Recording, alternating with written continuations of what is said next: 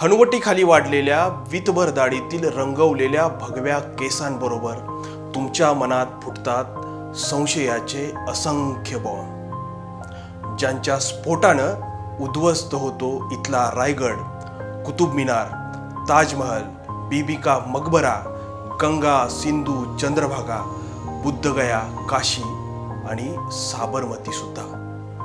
पण दाढी पाहिली की मला आठवतो उस्मान भय आणि घरी कुंकू लावून घेताना सन्मानाने मान पुढं करणारी, डोळ्यात पांढरं फूल पडलेली भाभी, जी चढवायची अख्ख्या गल्लीच्या मजारवर मायेची चादर, प्रेमानं बांधायची आमच्या हातात अजमेरच्या दर्ग्यातून आणलेला रंगीत धागा.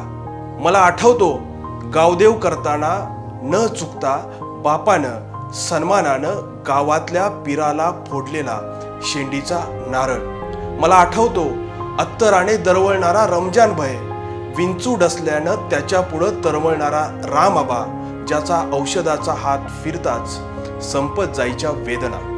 दाढी पाहिली की मला आठवतो बैलगाडीची धाव वेल्डिंगने जोडणारा, खुरपी, कोयते, कुऱ्हाड, चाकूला धार लावून देणारा सुलेमान. दाढी दिसली की मला आठवतो सफरचंद, केळी, चिक्कूच्या भरलेल्या पेट्यामागे उभा असलेला सलीम चाचा आणि ईदला त्यानं पाजलेला शेवया, बदाम, काजू, मनुक्यांनी भरलेला रंगीबेरंगी शिरखुर्मा.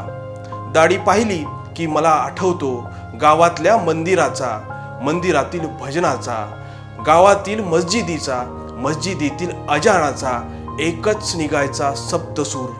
पण काल जेव्हा पेटलं गाव तेव्हा निघाला काळा कुट्ट धूर. काल जेव्हा पेटलं गाव निघाला काळा कुट्ट धूर.